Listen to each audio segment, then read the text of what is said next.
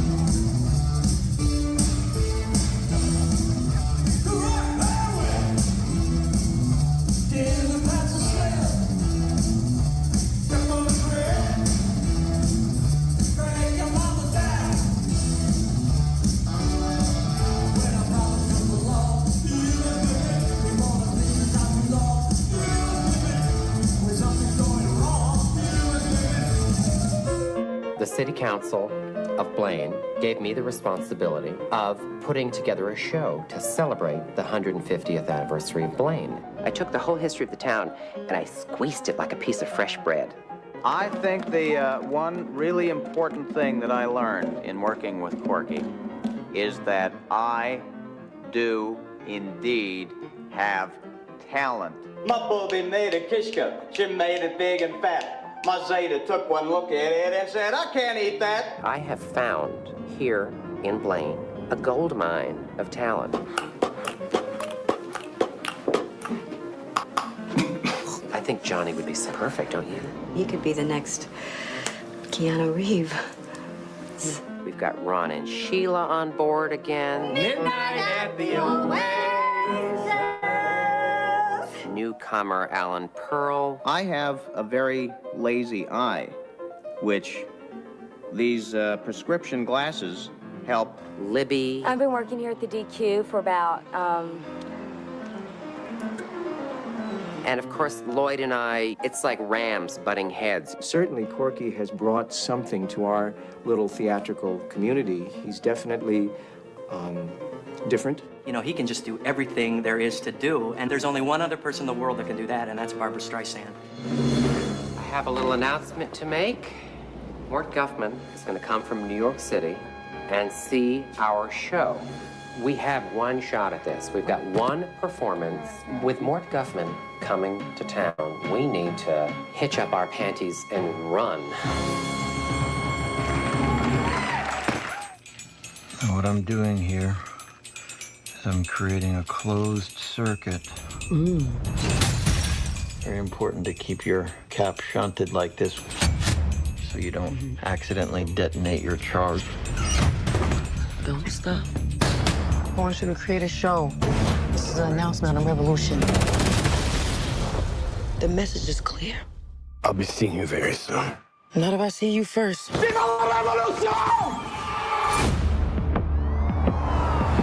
bringing justice to the vigilante group known as the French 75, we are here to award Stephen Lockjaw with the Medal of Honor. You have to understand, Willa. Me and Mom, we used to run around and do some real bad shit. They got hurt. Now they're coming after us. Sorry. I didn't ask for this. That's just how the cards were rolled out for me.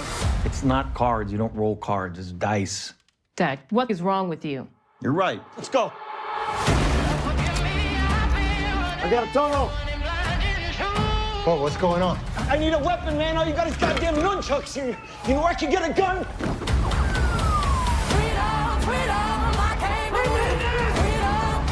I wanted to protect you from all your mom's stuff and all my stuff, even though I know that's impossible. Guess this is the end of the line. Not for you.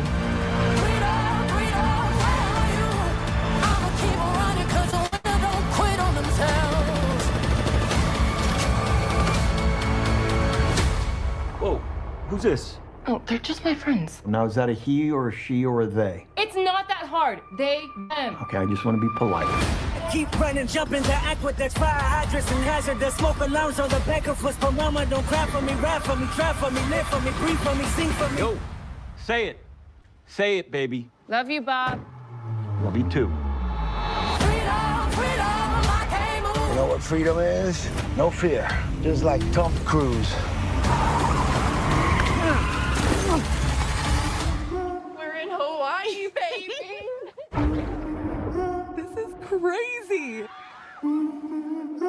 This is home. There's someone I want you to meet. This is Ben. My hand? He wants to shake my hand? Yeah. Hi, Ben. Oh. Our mom rescued him, and now he's part of our family. Ben, happy. He's kind of cute. Yeah, right?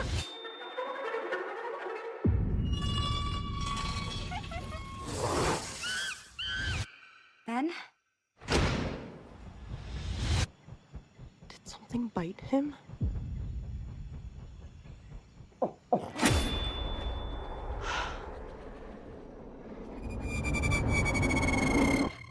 Ben?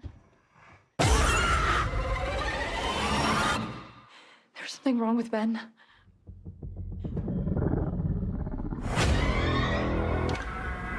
Hey, what happened? It's me, Lucy. It's okay. In the pool! Ben can't swim! Lucy, bad. Bad. Bad. Give me the phone. Try recent calls. Yes, it's ringing. Brad, listen to me. We need help. Oh, you need some help? Send somebody.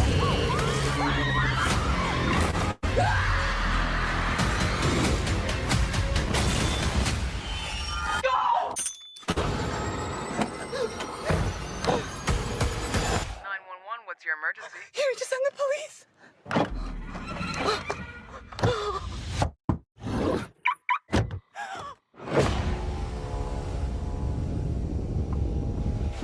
Ma'am?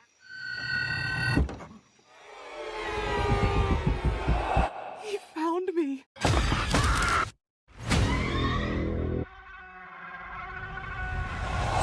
What's up?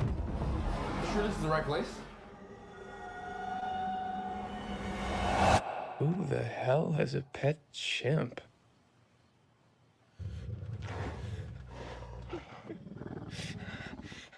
I can't do it. Okay. We'll do it live. Okay. Well, no. We'll do it live. Fuck it. Do it live. I'll write it and we'll do it live. Right. Fucking thing sucks. Well, it looks like I messed up a little bit there at the end, but you know what? For mostly editing that very last minute and blind, like I didn't get a chance to pre-watch it or anything. I was just throwing it together. It turned out okay. Yeah, it's all right. It's worse. It's fine. It's not too bad. Yeah. How's it going, Bobby? Not too bad. Not too bad. Like, yeah, things are going pretty well for me, but man, it's been hectic. A lot more stressed yesterday. I'm glad things are going better now. But yeah, as I kind of went over on my other stream, I had a health scare with my cat, and he's doing better now. But man, it was terrifying for a moment. When you have a male animal, and that male animal is trying to go to the bathroom and instead just screaming at you, that is terrifying if you're a pet owner, because I've had animals die from UTIs before, and the males will just die on you like maybe a symptom or two and then they're dead. But fortunately I don't have to deal with that. He is UTI free. He just had something that could lead to a UTI. That's good you nipped it in the bud. Yeah, so nipped it in the bud. Kind of expensive vet visit, but like he is on the road to recovery, and he's a little stoned now. But he's happy. He seems happy. I can see why. But yes, that is resolved. Although it will have an impact on my reviews, so that is something to keep in mind when we get to it. Let me go ahead and I forgot to share my screen here, but we got some movies to go over. Do we want to just dive right in?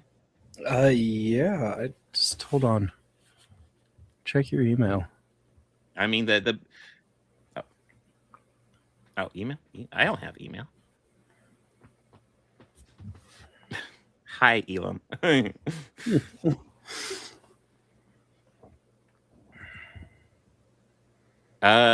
Interrupted? Yeah. Are we not live? Well, I mean, we're being recorded by StreamYard. Yeah, so okay. Let's see if we go back up. Really, I've never had them take it down for a trailer. Midstream, yeah. I've had it taken down before, but it's not for a trailer. Yeah, no, it looks like we're still live. Yeah, let's see if we're actually live. Hold on. It looks like we are. Let me double check. Okay, yeah, it looks like we're live. Looks like we had a brief interruption maybe, but that explains why we were at 10 viewers, then we suddenly dropped down in the middle of the intro. I was like, really? Shit, okay. Probably people just have to come back in. But yeah. Whatever. Regular streams are all violated. The only available ones are the vertical short ones. I just looked it up on my normal, like just looking at it as a viewer, and I was able to pull up the regular one. Yeah, I was able to pull up all three regular ones and yeah, I think it was just a brief interruption. That's annoying. A fucking trailer? That's every time I've gotten one, it's been solely because of that, just a trailer. It's the trailer that gets us. Well, I mean, you know, when it's a thing saying you can't monetize it, I usually just edit it out because I'll have one in the background that is unedited, so I don't really care what's posted on YouTube. Had it just say, "Oh yeah, this," like I've had streams shut down, but not over a fucking trailer. That's frustrating. No, it was right after. Was it the Primate trailer? They don't want people sharing the Primate trailer? Probably. That's fucking stupid. Probably. That is really stupid. Because it couldn't be. Well, it probably could be for one battle after another. Because Paul Thomas Anderson really fancies himself as Gus Van Sant. Sure. Well, I mean, we'll get into it because or at least he thinks he does.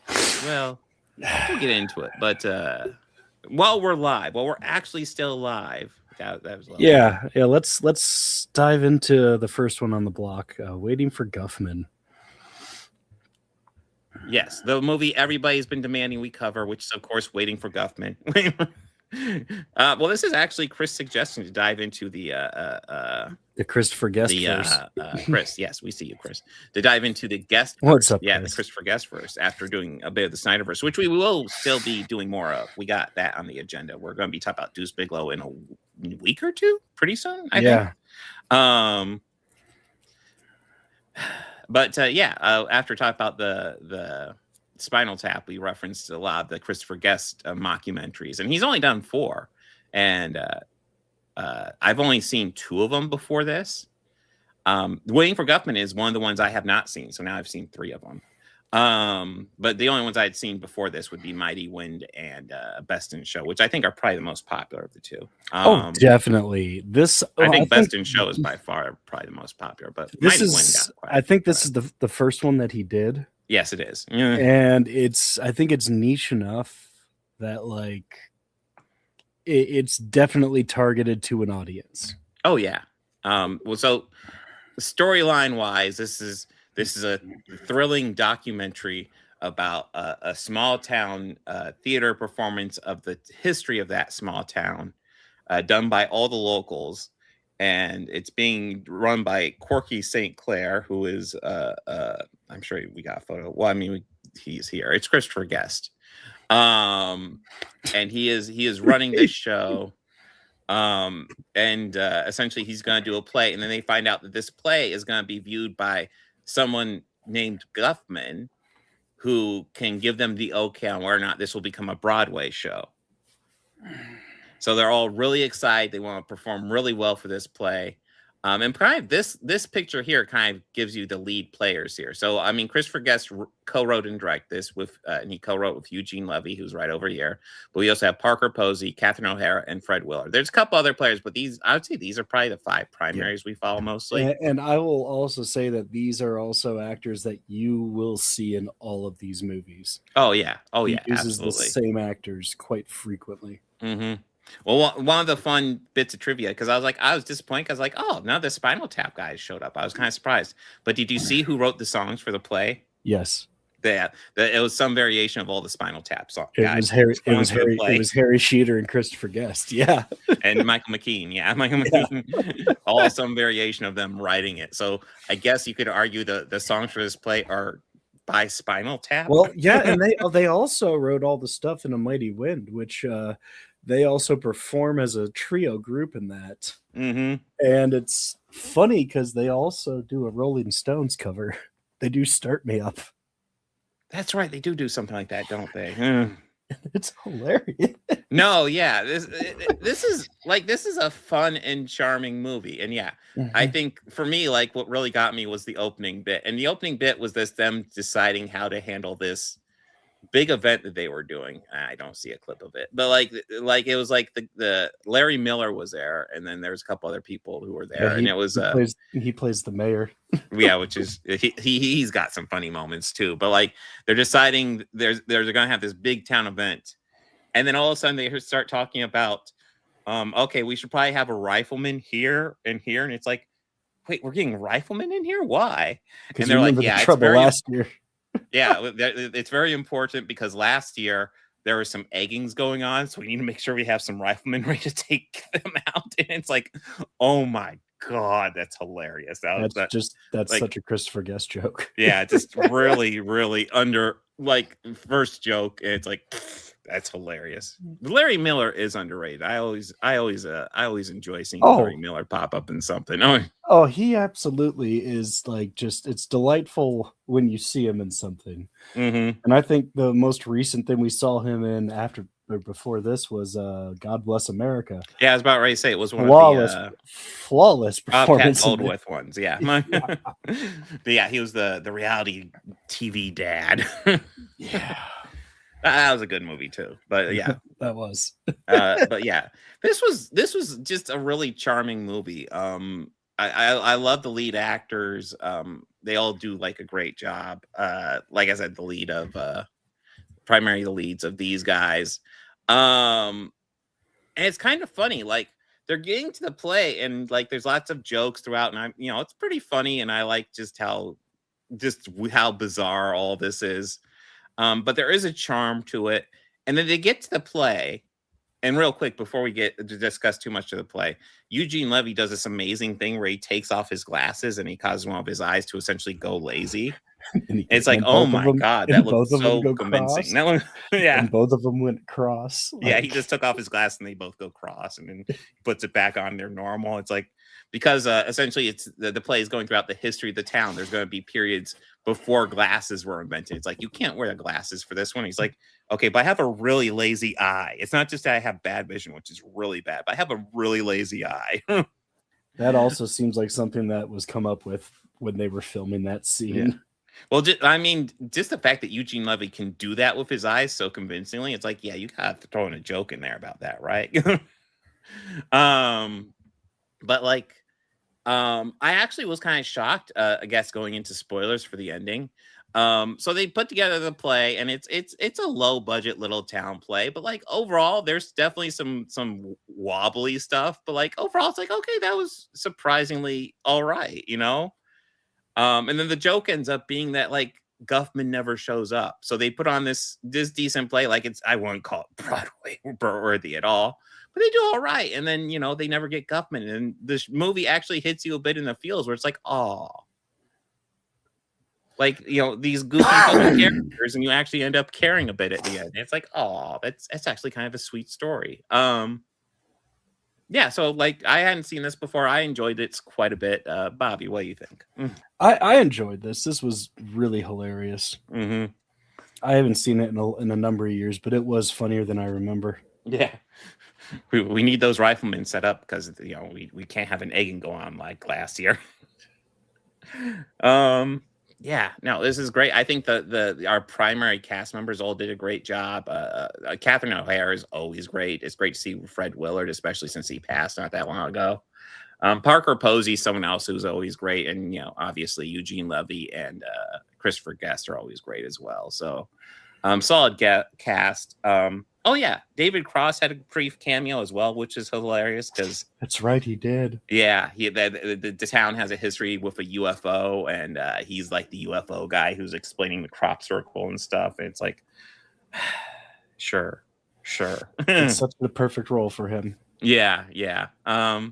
There's lots of fun cameos like that throughout this. But yeah, this is a really solid movie. Like, for just a goofy mockumentary, yeah, it works really well. I thoroughly enjoyed this. But yeah, I enjoyed it. Another thing I was also thinking is, like, I don't see Parker Posey as much anymore. I think the last thing I saw her in was I want to say the Netflix Lost in Space. But yeah, I always welcome seeing more Parker Posey. Yeah, I didn't watch that, but I know she was in the Netflix Christopher Guest movie Mascots. Oh, was she? I believe she wore like a skin suit of tattoos. So she had, oh my God. That's fun. Well, I mean, thinking about it, like, I think of like roles that I think of Parker Posey immediately when I hear the name, and I immediately go to Dazed and Confused. Yeah. Because she was such a bitch. Yeah. I kind of loved it. So it's more of when I see her in a movie, a part of me goes, oh, I hope she's a cold bitch in this movie. Because she's so good at that. She's not cold bitch here. She is the Dairy Queen employee. Literally sweetest person in the world. Yeah, probably the sweetest person here. Although nobody here is a jerk. Yeah, but she is definitely the sweetest person here. Yeah.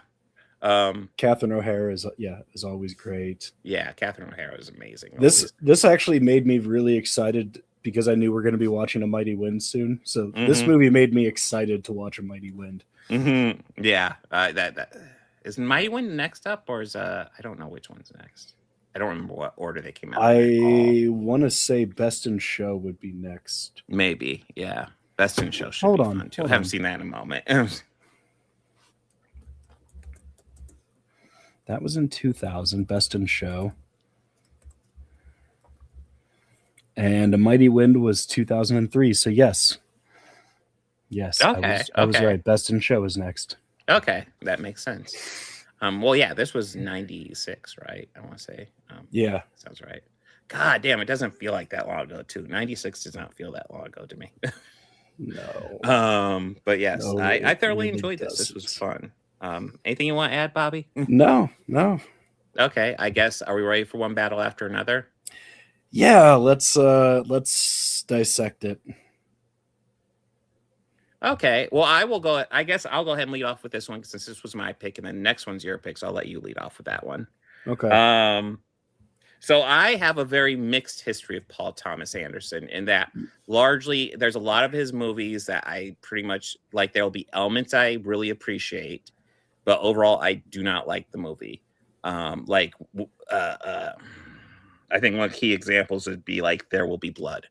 I love the performances in that movie, but I just at the end of the day I was not overall thrilled with like the whole point of it. It was like, yeah, I get it. Daniel Plainview's a serious motherfucker and a piece of shit. I get it. For me, Paul Thomas Anderson has always best been exemplified by Boogie Nights, one of his earliest or his first movie. Maybe I think that's his first major film, and it was the first one I saw from him. And I enjoy that one. Well, actually, here's my issue with Boogie Nights. The first half is something that I thoroughly enjoy. And then I feel like in the middle of the movie, William H. Macy walks into the middle of a party and just blows the movie's brains out right in front of us. And the rest of it just goes completely off the rails. I will say it. The trajectory of the film changes at that moment. Yeah. And even at the end where he's back with Burt Reynolds' family unit that they set up. Yeah. It doesn't feel right. Yeah. For me, that movie, it's a fun premise, and I have a lot of fun with the first half, and the second half, I'm like, no. And it has some great performances too. Oh, yeah. Like amazing performances. I will go ahead and say I thoroughly enjoyed One Battle After Another. My issues with it are where like I have an issue with the end of Boogie Nights.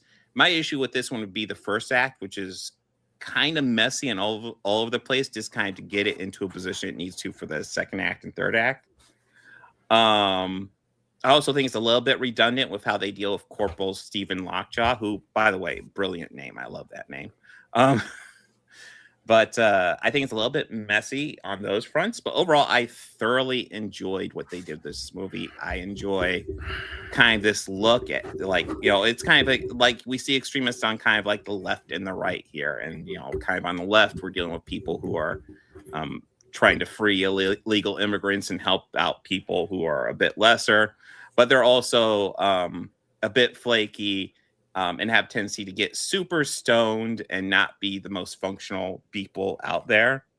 But then you have people like Lockjaw and the Christmas adventurers who are, by the way, just white supremacists. And they're just fucking monsters. So you see quite a difference there. I think Sean Penn as Lockjaw does a really solid job, in my opinion, of playing somebody who, like, you take seriously because he has power, but if he didn't have power, he would pretty much be a fucking joke. I think he does a great job here. Probably my two favorite performances are probably Sean Penn and then Chase Infinity, who I've never seen before, but like I think she does a great job as Willa, who is Bob's daughter. Yeah, I enjoyed her performance. Yeah, I thought she was great. I think Leonardo DiCaprio was solid, but like, it's worth saying for a solid part of the movie, he is stoned out of his mind. So he is trying to escape authorities while fucking stoned. So he's not doing his best. He's not playing in his best. But I don't know. I overall enjoyed this. Bobby, what do you think? See, I know I sent you a text saying "woof" to this, yeah, and I just couldn't believe like this film had every aspect to be great, like a great cast. Paul Thomas Anderson can write a good story. Yeah, he can. Yeah, I would like listen. I have so many critiques of Paul Thomas Anderson movies. I would never say the dude doesn't have talent. No. I just felt this. The twist was too predictable for me, and I think that just. What? I have to ask you what twist, because I don't really recall a twist. Her father. Oh, I felt it was a little too obvious. I guess for me, I never assumed her father would be anybody. So I guess going a bit into the story. So, the character over here, I don't know, played by Tiana Taylor. She is the girlfriend of Leonardo DiCaprio in Act 1. They have a kid together, but she also has a relationship with Lockjaw. And it's really weird. It's one of the things that's really weird and awkward about Act 1 is their relationship.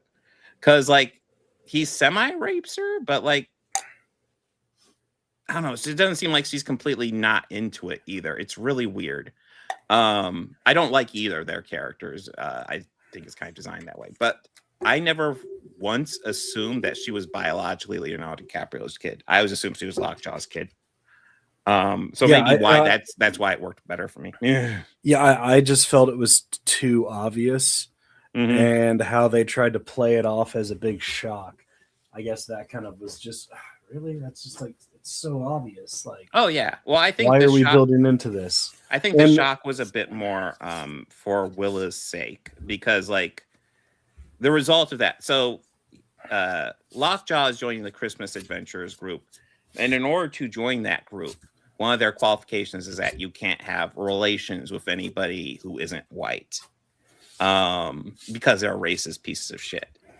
Yes. So if Willa is his biological daughter, which spoiler, I guess, although I will say, watching this, I always assumed she was. Then he has to erase that evidence, and that's where a big part of the movie comes from. Because she is his biological daughter, even though Leonardo DiCaprio has raised her. He's been a single parent to her the whole time. There's actually this moment that I really like where he's talking about how he never knew how to handle her hair. And I get that. A white guy who's a single dad raising a black girl as his daughter, and he's like, I have no idea how to handle her hair at all. I'm completely lost. And it's like, I get it. That's actually really sweet that he wants to, and just no fucking idea. But yeah, I'm trying to think. But yeah, where was I at?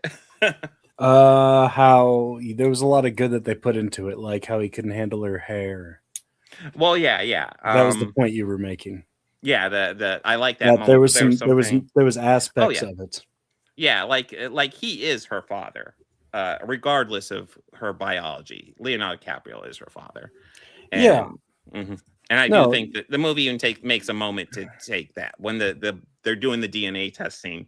Willa says, "I have a father. It's not you," and it's like, yeah, that's true. Yeah, I just didn't think this was one of his best ones. Okay. I mean, I was actually shocked how much I enjoyed it, because I usually come away from Paul Thomas Anderson just like, okay, there's things I appreciate, but blah. And as I recall, like, you weren't exactly thrilled to get into this one either. Yeah, for me, it was just a movie that lots of people are talking about, and I wanted to give it a shot. And honestly, I'm happy I did, because I really liked it. So it sounds like, so honestly, yeah. And I get it. Like, if you're not, like, I have no problem talking about the twist because I saw it coming a mile away. I did too. For me, like, there's no story if he isn't her father. So now, I will say that is some bullshit that he did survive that drive-by shotgun blast. Okay. So that's one of the other critiques I have. That kind of annoyed me, but I did like the way they dispatched of him. Yeah, no, while I love seeing him die in a humiliating fashion, I'm all for it. It did really confuse me when he was still, like, towards the end of the movie, Lockjaw gets shot by one of the Christmas Adventurers because they find out pretty much that he has a mixed blood kid, and they're like, fuck this guy. Because they're monsters. They're all fucking monsters. He gets shot in the head. Because they're Nazi pieces of shit. Yes. And the only way to handle with those is to terminate them. Mm-hmm. But they think, they execute him. But it turns out he survives just to go back and explain how try to rejoin the group and explain how his daughter is him because he was raped in the reverse, which I thought was a really funny explanation. Because when you say raped in the reverse, I'm like, You mean you're the raper? You mean She sperm jacked me. Yeah, I did laugh at that. I thought that was hilarious. Yeah, like maybe they're going for that moment because that was a funny moment. Me watching it going, that's not how that works. Yeah, just like no. No, you. Yeah, he was talking about how like they saw his superior DNA, they stole his sperm and made a child. I'm like, I don't think anybody's looking at you and looking at superior DNA, buddy. And this is like so against of what Sean Penn actually is. So I think, Oh yeah, and he was good as a piece of shit, but I thought the story was a little weak. Okay. I think that's fair. I dug it though. So yeah. Like I said, I think the redundancy with Sean Penn's death, because essentially he survives the shooting only to go back to the Christmas adventures and they just kill him again. So I guess spoilers on that front, but overall, like I enjoy the journey that Bob and Willa go through. I really like the aspect of how like essentially there's these code words for the group that Bob was a part of. Bob is Leonardo DiCaprio. There's these code words you have to say for this group that he was a part of. And like he was really dedicated to making sure Willa knew all the code words. So when it happened, she knew exactly what to say. She was on point. She was like, oh my God, yes, this is what I say. My dad required me. I learned this. And so she did it perfectly. And they went and helped her. And then Bob gets the call and he has to say the code words. And he's like, I'm too fucking stoned and drunk to remember any of that shit. I have damaged my brain for the past 30 years. I thought that was hilarious. Just like he forced her to remember, then he can't even remember shit. Yeah, no, there's quite a few moments I thought were pretty funny here, mostly to Bob, because yeah, he is just stoned throughout a good chunk of this. I think also shout out Benicio del Toro. Like he was kind of we see he's kind of like the sensei to Willa, and you know, essentially his star pupil. Yeah. And Bob's desperate, doesn't know who to go to, and he ends up going to his dojo, and it turns out he's running all these illegal immigrants through his place. And it's like, so he's a pretty base dude. And he seems way more on top of it than Bob is remotely. But yeah, I personally had a lot of fun. I enjoyed this. Leo is the best Bob. I am offended. I'm sorry. I'm offended. But yeah, I thoroughly enjoyed this. I like this quite a bit. But yeah, I definitely get critiques of it, like the double death and stuff like that. And like I said, the first act is pretty fucking messy. Yeah. Anything you want to add, Bobby? Yeah, I resent that, Chris. And no, he is not the best Bob. Yeah, we actually he's not lost even a Bob. we He's Leo. we actually lost the best Bob this past Saturday. So. Oh, true. God, Bobby Weir. Shit. Bobby Weir. Yeah, he was the best Bob. Yeah. I won't take that away. That he was a good Bob. One of the times I saw them was right after that Paris shooting. You know, where like those religious crazy assholes stormed a concert venue in Paris. It was that same day. Yeah. They played a concert here in Columbus, and Bob Weir of the Grateful Dead, Chris. Rhythm guitarist of the Grateful Dead, probably the greatest rhythm guitarist who ever lived. But he stopped before the show. He talked, and he said a moment like, just I want to take a moment because we got some bad news out of Paris. And, it was by religious extremists and people who, if they had it their way, they would outlaw music the entire world. Just true. He's also in the days of the Parkland shooting, he also stood up for LGBTQ and pretty much talked about like just how shitty Republicans are for trying to outlaw and persecute them. Yeah. Bobby Weir was a man of the people. Yeah. Had been since the 60s. Yes. He was a base dude. So. And obviously I'm a bit of a fan, so. Yeah, I like Grateful Dead, obviously not as much as Bobby, but yes. Yeah. Seeing that he passed away, I was like, oh shit. God. Elam is stoned and just being so cuddly right now. Oh. It's like, Dad, I'm happy. It's like, yeah, I know why, but I'll take it. Oh, that's okay, Chris. I will gladly talk about that band. Yeah. Any day of the week. So are we ready to get into Primate? Yeah, let's get I'll into the type of movie that I knew Take exactly point what. and, yeah, I will have a caveat to my thoughts. I knew exactly the type of movie I was walking into when I put this on our schedule. I didn't are you there? have. Oh gosh, yes. Okay. Hello. Okay. Yeah, Yeah, Elam is having a great time. Yeah. I didn't have much expectation for this because I kind of knew exactly the sort of movie I was walking into. It's a killer animal movie, so it's supposed to be silly, goofy, over the top. But when it opened up with like the comment about rabies, and I was like, "Oh, this is the type of movie." Yeah, I was not expecting excellent. I knew that's. I was not expecting another rabies horror movie. So yes. I thought this was just silly, goofy. Characters make it's standard horror fare. People make stupid, dumb decisions, and they pay. Yes. Yeah. Like one of the characters says he could push him off of the edge of an infinity pool. He's a chimp. Like, yeah. No, you can't. Yeah. So this family, their mother, she adopted or found the chimp. And kind of helped raise it from being a baby and took it home. Their mother died, and the chimp has kind of lived with them in Hawaii. So, yeah, that's the setup to it. So they go there, but a mongoose attacks him, and this mongoose has rabies. So he gets rabies, and then he starts killing the lead girl and all of her friends. Yep. And it is treated a lot like a slasher movie, which I would. That's a fair comparison, Chris, to Cujo. It's a fair comparison. I mean, Cujo's better, but.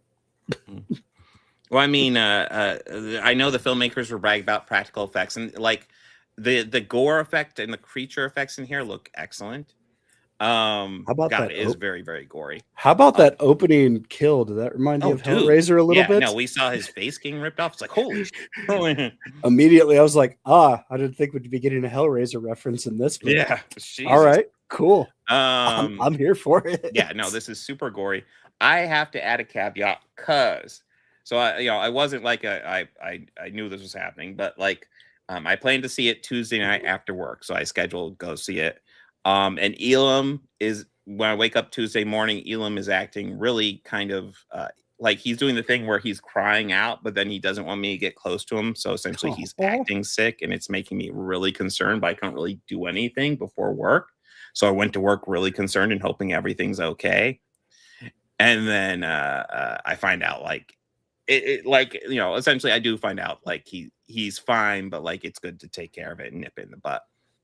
But I am unfortunately going to see this movie concerned about my fucking cat and scared to death about my cat. And it puts me in a really not the best mood to watch a movie about a pet killer monkey going serial killer and killing all these things. Because throughout this whole thing, I'm literally thinking about Ben going, oh, poor Ben. That poor fucking monkey. Oh my God. Don't kill him. No, you gotta restrain him. You gotta stop him, but don't kill him. I'm freaking out over this monkey. And the movie is treating him like a serial killer, and it is so not vibing with me at all. So like I cannot say I enjoyed this movie. And there's lots of elements here that I don't think this is a poorly put together movie at all. I think this movie is going for a cheesy slasher movie. And it hits that. Like when the two, like I'm not gonna lie, when the two frat guys, the hot airplane guys show up just randomly, in my head, I'm like, oh, just two more fucking victims I gotta sit through. But like body count, the movie's playing into it. Yeah, the movie. They gotta pad the body count. Yeah. I mean, the guy if it was Rabies Kitty, I would have freaked. The guy who was supposed to be the hero in the first group, Mm-hmm. They're standing on the edge of this infinity Oh, pool, and I had mentioned this earlier, but Mhm. he gets the idea that I'm going to push him off. So he Yeah, thinks he's going that's to his push this brilliant chimp idea. off, and Ben just avoids it and takes his legs and throws him down, and we follow him down Mhm. all the way and just dead on a rock. Do you think he made it? You think?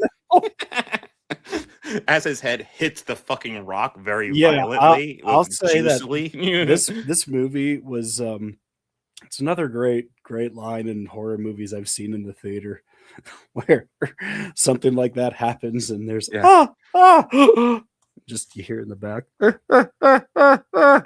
me just laughing at stuff. No, it's one of those moments. I mean, it's one of those things where it's like, really, you think you can take him down? Like he's a fucking champ. Some of the dialogue isn't great. I will No, say this that, is Chris. cheesy horror. It's exactly what It's it's leaning into. I just knows what it is. Yeah. I and went in with it's- the wrong mood, so it was you- tough for me to enjoy. You turn your brain off, Yeah. and you just enjoy a silly horror movie. Mm-hmm. So I will say Now the dialogue isn't like Sharknado or Birdemic bad. This dialogue is actually cohesive. Well, no, this and- movie actually has solid editing too. and decent effects. Oh my god, the editing in So, Birdemic is something special. I will say that when Ben had the like tablet and was Yes. talking by the pool, Yeah. I couldn't help but laugh because I just kind of kept thinking, "Ugly gorilla, ugly, Yeah, go away." yeah. Well, I mean, it's a lot like there are definitely moments Which, that remind by the me way, of Congo as well. gentle viewers, is the only reason that we paired these two week after week. Oh, yeah. Because the monkey had a communication device. Yeah, monkey with communication device. And a primate, a chimp-like creature was killing humans. Those are the Mhm. only two reasons why we paired them. I can't think of what the main character was, but that's her. But Yeah. like he was saying her name bad, her name bad. But her in the name- movie, it's just like kill that person, kill, Yeah. or her dead. It's like, why did we put those buttons Now, on there? yeah, like why did we give it that option? Yeah. Now, there's one thing that this movie did that I genuinely really loved. Like I really loved it and didn't think I would love something so much in a movie like this. Is her father is deaf in the movie. Oh yeah, it was an interesting element, and they So do play when with it he walks appropriately. in, Yeah. after all the mayhem and everything is ensued, everything drops out. I did like that. I was like, You don't okay, hear that's anything. cool. It's like, but you see Ben just kind of crawling behind him, creeping up Yeah, on him a we see little. Ben in the background, but and even Yeah. even when there's stuff that's obviously supposed to make noise, we don't hear it because he doesn't hear it because he doesn't hear anything. And if it's we're not in front of his watching- face, he doesn't know. And you we're know? observing it from his perspective. Yeah. Well, we're watching him move, but Mhm. our senses is, and that was whoo, yeah, that Yeah. was. I was like, I did not think I would love something this so much in this movie, but okay. Even in my bad mood, I did appreciate that where you just hear the sound get muffled and you realize, oh, this is they're putting us in his perspective, and seeing Ben in the background obviously making noise and stuff like that, and he having no idea. It's like, oh shit. Now I know that you probably don't remember, but when you saw this, because I saw this in AMC's as well, was yours stacked with a bunch of horror trailers? Mostly, yes. Okay. Yeah, I want to say horror trailers. Yeah. Yeah. A few decent And some ones. TV trailers, which I hate that those get played with the Oh regular my trailers god. now. That's annoying. Yeah, those are pretty bad. I love getting a fucking Amazon commercial in the middle of trailers. It's great. Yeah, I got a Fallout one. I thought it was weird. If it just played in the normal Fallout trailer, that'd be fine. But it's usually just blatantly a fucking TV commercial. It's like, fuck off. Yeah, it was like it was Fallout, but sign up for Amazon Prime Video where you can watch it. Where you can watch. Lame. But yeah, like I said, if you have an animal that's going through anything, probably don't check out. Yeah, this don't one. watch this one. That's not good. Because If it you put not- me in a bad mood. I was desperately scared, especially after I got home and like he was complaining about going to the bathroom. It's like, oh no, no. Well, I'm happy Elam's all right. Yeah, That's- I'm happy as well, but it did put me in a bad mood for yeah, this. Unfortunately, but yeah. understandable, man. Oh, I'm Mhm. sorry to hear that. So it wasn't. Yeah, it's unpredictable. Who knows what would have happened if Elam was acting fine that morning? I might have gone in and just had a blast with this one. As it is, I don't know if I'll even be able to go back and watch it because it was just such a headache getting Elam better. That being said, I do appreciate a lot of what this movie did. Yeah. The practical effects were great. It's a cheesy horror movie. Yeah, it's like I didn't enjoy it, but I appreciate it. Does that make sense? I Yeah. appreciate it for what it is. Yes. But yeah, it was tough for me to get in the mood for it, unfortunately. Understandable.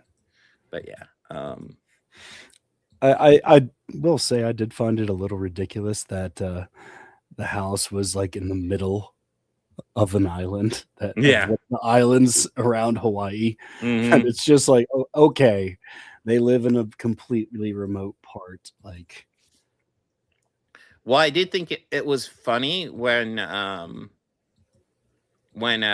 dad. So the dad for like the first maybe for the second half of the movie, it's best to say the dad's on his book tour because he does all these. He's deaf, but he does like this. Essentially, I assume deaf themed books with names like the Silent Cry and the Silent Scream and stuff like that. I did laugh at some of those titles. Yeah, it's like, oh my god, it's so forced. Okay, but yeah, he's gone for pretty much all of Act 2. But he does get a call during Act 2 where they're like, the mongoose tested positive for rabies, and his response is, there is no rabies in Hawaii. My first thought was, it's like, well, what's funny is like I heard that line and me, are there mongooses in Hawaii? Yeah, I don't. Well, number one, he just knows that off the top of his head. He just knows that. He didn't know. Yes, he's a writer. He knows. But it's also worth noting, even if you know that, if something tests positive for rabies, you got to get on that, because there is a treatment for rabies. You just have a very limited window to get to it. You have like I want to say 24 or 48 hours from initial contact to treatment to fully recover. So it's one of those things where it's like, even if you don't think it could have rabies, you need to get on that and make sure everybody's in good shape and treated. Like if there's a suspicion Ben has rabies, you need to fucking treat it. You don't sit on that, you know. I did find it just a little bit funny that it's called Ben, and didn't Michael Jackson have that song about a mouse named Ben? I don't know if it was a mouse. He definitely has a song named Ben. I don't know the history behind it though. Every time I kept just seeing it, I would just go, Ben. That would have been funny if that played during the credits. Ben. Although I will add, like when the credits play, they play this really cheesy synth horror music that I really appreciated. It was like, that was kind of fun. You see, what's great is for when I saw it, like the credits, like they fade to black credits, like lights came on immediately. Yeah. And I was like, oh, they're trying to get us the hell out of here. I did go to a later showing of it, so I went to a later showing as well. And surprisingly, there was a decent amount of people there for the later showing of that. My theater was almost empty. There's maybe like 5 other people in there. So I mean, it wasn't packed, but I mean, maybe 11, including myself. Okay, maybe, but like decent for that time. Okay, but yeah, that is pretty much our thoughts. Primate is a good movie to watch if you're looking for a dumb horror movie and don't have any pets to worry about. Yes. Let me go ahead and dig up next week. Hold on. Yeah. I know next week, I think off the top of my head, Starfleet Academy is going to be on it for the first 2 episodes. And then I know that am I here? Yeah, that's where we're at. Okay. And then I think we also have the first episode of A Night of the Seven Kingdoms.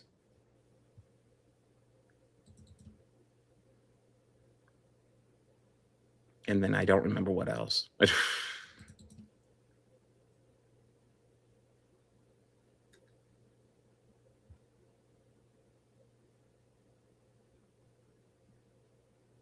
And right now I'm just waiting for the page to load.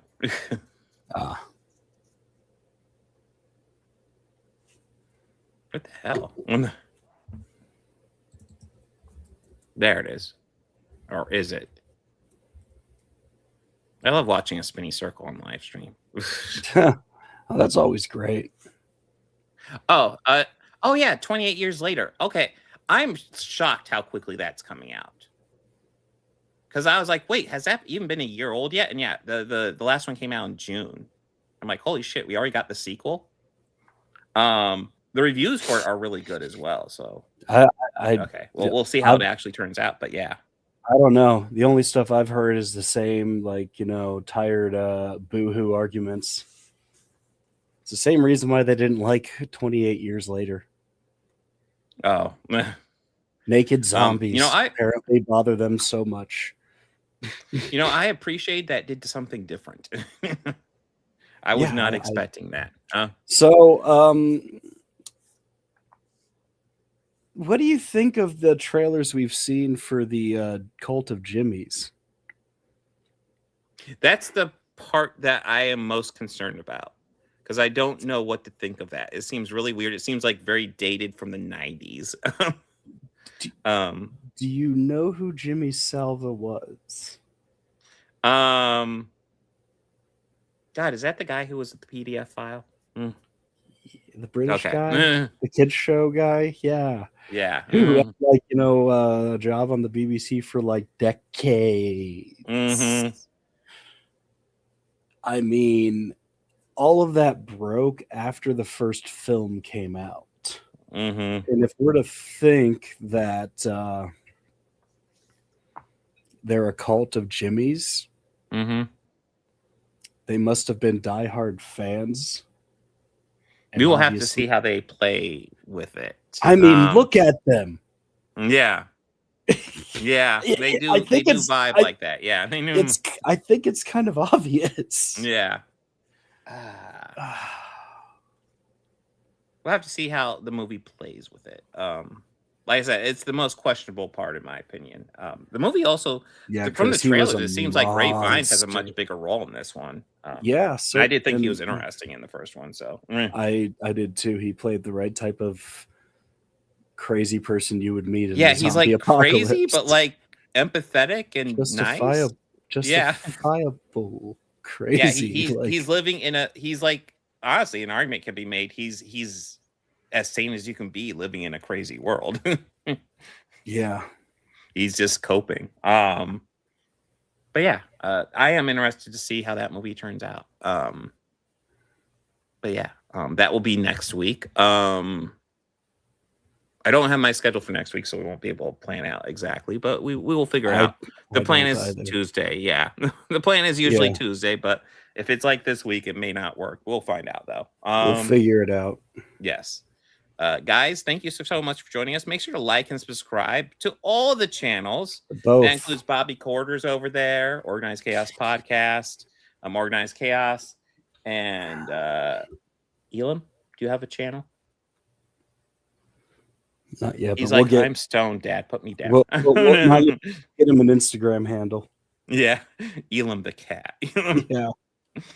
You'll get more followers than me in a heartbeat. Oh, absolutely. It's like, he's a cute kitty. Come on. But yeah, guys, thank you so much for joining us. Party on. Be excellent to each other. Take care.